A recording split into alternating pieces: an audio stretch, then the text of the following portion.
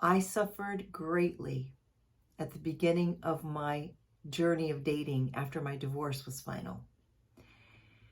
I would contort myself into all kinds of ways that I thought my date wanted me to be.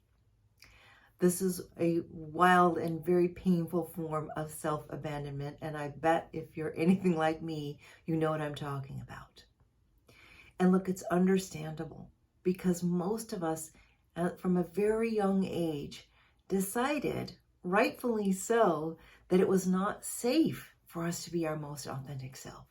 When our most authentic self and truth showed up, we were either ignored, we were either told not to do that, or even worse, punished for it.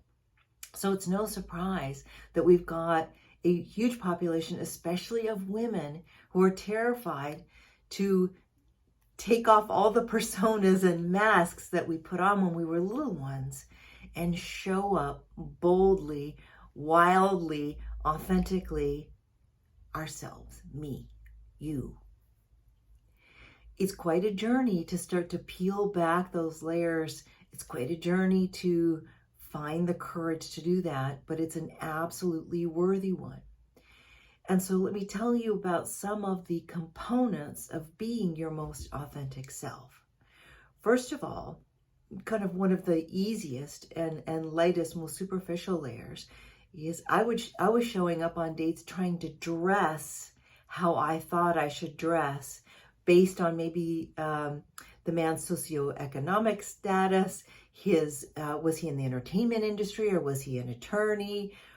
So how do you dress? When you go on a date, do you dress for you and yourself? How do I feel? What do I want? Then we go a little bit deeper. Our authentic self is actually what we are feeling. Are you able to share?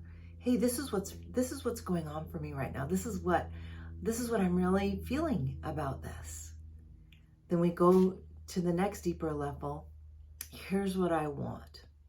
Whether it's a text exchange or you're actually out on a date or you're needing to say, hey, you know what? I'm looking for a committed long-term relationship. Are you? Next one, what do you need? What do you need? What's a non-negotiable? What is not working for you anymore in the relationship? Or what would you like more of? And then when we get to the firmest level is boundaries. Can I take into account my truest feelings, my wants, my needs in order to set a boundary? Then another wild hair part of our authentic self is just simply your creative self-expression. It's so easy in our super busy lives to shut down that part of ourselves. So I want to invite you on a journey of, on the next date you go on, or the next text or email conversation that you have, how can I just allow 5% more of my truth, my authentic self out there? When we partner with the divine, it becomes easier and easier because we trust.